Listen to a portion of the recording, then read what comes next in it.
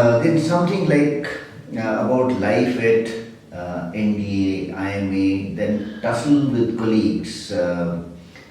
How was he handling crisis? You know, जैसे यार दोस्तों के बीच में कुछ लड़ाई झगड़े होते जैसे तुमने बताया पहले कि एनर्जी इतनी थी कि कुछ ना कुछ चलता रहता था. So how did he manage this tussles? Sir वो थोड़ा सा ओवर इंथुजियास्टिक था और एनर्जी फ्लो भी उसके पास काफी ज्यादा था. तो वो जो एनर्जी फ्लो होता है उस एज में, तो उसको थोड़ा सा हमारे जो सीनियर बैचेस होते हैं साइंस में, तो ये सीनियरिटी जूनियरिटी ज्यादा होती थी, तो सीनियर बैचेस को उसकी वो बात बहुत अच्छी नहीं लगती थी. तो थोड़ा सा वो लोग उस पे आते थे, तो मैं थोड़ा बोलता था कि यार मैं लगभग रोज ही मार खाता हूँ. ये सीनियर्स को पता नहीं क्या परेशानी थी, फिर कोई चीज उनको बुरी लग जाती, कोई ना कोई चीज बुला लेता है. किसी ने अगर एक थप्पड़ नहीं खाया तो उसको लगता है अच्छा मेरा दिन अच्छा गया. तो एक तो सीनियर्स एस्पेक्ट में कि उसका एक था कि मतलब कहीं ना कहीं आपका एक अप्रोच में कहीं एरोगेंट दिख रहे हो या उसको सीनियर को नहीं अच्छा लग रहा है, आपकी ओवर कॉन्फिडेंट या confident approach. They always want you कि आप सबलाइम रहो, शाई रहो, थोड़ा सा डाउन द रहो, पनिशमेंट दे रहे हैं तो परेशान दिखाओ. हाँ, तो वो चीजें उसके अंदर नहीं. You are the most ragged student, you have also mentioned somewhere. Yeah. Most correct. So तो वो मतलब कि वो हर सीनियर की नजर में कि हाँ ये कुछ ज्यादा ही हीरोबाजी करता है या ओवर कॉन्फिडेंट है या ऐसा है, तो उसका एक इंस्टिंक्ट था जो सीनियर्स में अच्छा होता था, तो उसको ऐसा होता था. He took all that in a positive way, बहुत ज्यादा उस पे ध्यान नहीं देता था. हाँ, but even in the peer group में मैंने देखा कि वो जानबूझ के किसी को परेशान नहीं करता था. और एक बड़ा ही अच्छा वाकया है हम लोग का कि हम लोग we were in the 8th class में, हम लोग एक फर्स्ट रूम में रहते थे पंथ हाउस में. तो हम लोग 6 लोग थे उस रूम में. तो उन 6 में से 4-5 लोग हम लोग छोटे छोटे थे और एक हम लोग में काफी बड़ा था, एक बच्चा हम लोग बैच का ही था, लेकिन वो हमसे काफी एक फीट बड़ा था और एज में भी हमसे बड़ा लगता था और उसके बाद पावर भी ज्यादा थी. तो हम सब में जो सबसे छोटा था मिस्टर गौतम, कैडेट गौतम, उसको रोज परेशान करता था. वो सो रहा है, मान लीजिए सो में आएगा, सो रहा है तो उसको एक थप्पड़ सोने में जड़ देगा कि बेटा उठ जाओ वहां जाना है. और इस तरह से कोई बुलिंग हैबिट्स थी. हम लोग भी देखते थे, लेकिन क्या करें, केवल देख सकते थे.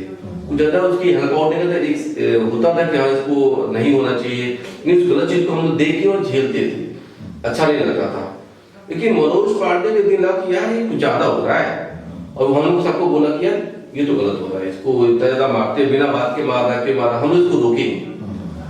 तो ही मोटिवेटेड अस कि यार हम लोग 5 लोग अगर मिल जाएंगे तो वो एक ही है ना, फिर देख लिया जाएगा क्या है.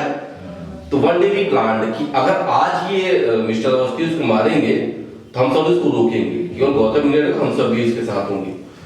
उस दिन ऐसा हुआ. तो फिर जैसे वो मारने के लिए गया तो हम लोग कहा नहीं आप नहीं मार सकते हो, और हम लोग इसको, तो वो उसको बहुत बुरा लगा, अरे ये छोटे छोटे सबकी इतनी औकात हो गई कि हमको रोक रहे हैं, ऐसा कर रहे हैं. तो सबको हम लोग को मारना के लिए आगे बढ़ा. तो हम 5 लोग उसके पीछे पड़ गए. उसके अंदर इतनी ताकत थी कि हम लोग 2 लोग ऐसे करके खींच लेता. But anyhow we overpowered him. और उस दिन उसको भी रियलाइज हुआ कि यार तो 5 मिल गए तो थोड़ा मेरे लिए प्रॉब्लम होगा. तो उसके बाद उसकी एक्टिविटी बंद हो गई. तो उस क्राइसिस को अकाउंट में लेकर के और खुद आगे बढ़ना, कोई चीज किसी को हेल्प आउट करना, आउट ऑफ वे जाके, जबकि वो is not asking for the help. और बंदा तो होते ही हॉस्टल लाइफ में अगर हैं हम लोग तो जानते हैं कि कोई छोटा कमजोर बच्चा तो हर कोई जो थोड़ा सा स्ट्रांग तो वो हाथ मार देगा, बुरा करेगा, उसको बुलिंग करेगा. तो सेम फेलो मतलब को एक बार क्या हुआ कि एक और बच्चा था हम लोग के साथ गई, तो वो संजीव सिंह, एसके सिंह नाम था. तो ऐसे उसको मारे जाए, कुछ भी है तो लंच टाइम ऐसे मार दे, कुछ भी कर दे. तो गौतम को ऐसा करता था. तो मनोज ने मना किया उसको कि यार क्यों उसको मारते हो, ठीक है वो छोटा बच्चा है, ऐसा है तो क्यों नहीं मारना. तो वो कहा कि तुमसे क्या मतलब, मैं मारता हूँ तो ये हमारी उसकी बात है, तुम बीच में. कहा नहीं तुम नहीं मारोगे और अगली बार मारोगे तो मैं उसकी जगह पे तुम्हारे साथ फाइट करूंगा. और लिटरली अगले दिन ऐसा ही हुआ. और जब मैं कहता हूँ वो एसके सिंह जो था ना, वो मनोज पांडे से भी स्ट्रॉन्ग था, ऐसा नहीं तो वीक था, वो उससे भी स्ट्रॉन्ग था, बीच था वो. और हम लोग उससे थोड़ा बीसी था. लेकिन उस दिन जैसे वो मारने के लिए गया गौतम को, तो Manoj Pandey to the challenge. अब उस दिन ऐसा नहीं था 5-6 लोग गए, वो अकेले ही भिड़ गया ही डिड नॉट कॉल अस कि हाँ तुम लोग भी आओ तो मैं लड़ूंगा, ऐसा कुछ नहीं था। उस दिन खुद ही लड़ा। और मनोज पांडे हम लोग जो मानते थे देखते नहीं था कि वो 19 है, लेकिन उस दिन वो उनको 20 के ऊपर 21 पड़ गया और बहुत मारा उसको। और उस दिन के बाद वो जो स्ट्रॉन्ग एसके सिंह था तो वो फिर जब मार खा गया तो उसको पार्टी दिया मनोज पांडे शाम को। हम श्रवंतिका होती थी वहां पे, स्नैक्स वगैरह मिलते थे, तो वो ट्रीटी संधि हुई और उसके बाद वो चीजें खत्म हुई। तो ये 12-13 साल की उम्र ऐसी चीज थी, लेकिन उस उम्र में भी ये चीजें करना वो मनोज पांडे ही करता था। ग्रेट। यही जिसे हम बोलते हैं होनहार वीरवान के होठ चीखने के बाद, तो शायद वो यहाँ पे हमें दिखाई दे रहा है। हाँ सर, होनहार के वीरवान के होठ चीखने के बाद मैं तो सैनिक स्कूल में हम लोग जो इवन मैं या मेरे बैचमेट्स या जो लोग जितने क्लोज रहे उन्होंने उतनी बार ज्यादा देखा, जो थोड़ा दूर थे उन्होंने कम देखा, लेकिन हर एक ने इसको एहसास किया। हमारे टीचर्स ने एहसास किया, हमारे बैचमेट्स ने एहसास किया, सीनियर्स ने एहसास किया, मैनेजमेंट ने भी एहसास किया। आपको यू विल क्वाइट सरप्राइज्ड कि वो 9th क्लास में बेस्ट बॉक्सर हो गया था पूरे स्कूल का। तो क्या है कि वो उसके अंदर डेयर डेविल था भी और लक फैक्टर भी चल रहा था, तो लोग उसके एहसास को, उसके टैलेंट को एक्नॉलेज भी करते थे। that they say that luck favors the brave। Yeah। अगर आप कोशिश करते हो, हिम्मत करते हो, ये लक भी आपके साथ में आता है। Yes, अब आपको थोड़ा सा if you can throw some light on his life at NDA, the kind of NDA, IMA, the training period, जो कि very vividly it has been covered through the letters that he has exchanged, and in fact I am also taken back to our own time, जब उन दिनों letter writing बहुत होती थी, अब तो ईमेल और व्हाट्सएप ही होता है, बट उस टाइम पे yes, letter writing used to be there, and these letters have been very well reproduced by you. So you can just throw some lights on certain highlights of the training period at NDA at IIT. Sir during the NDA time what happened, थोड़ा सा एक मेरे साथ एक bad luck हुआ कि I could not join with him, specially due to medical ground. मैंने भी 10वीं क्वालिफाई की, लेकिन गुड रैंक भी आई एनडीएस की मेरिट में, बट मेडिकल ग्राउंड पे मैं नहीं जा पाया। तो उसको मनोज पांडे को बहुत दुख हुआ कि ये हम लोग साथ नहीं जा पा रहे हैं। But one thing happened, good great thing happened कि we kept on writing letters.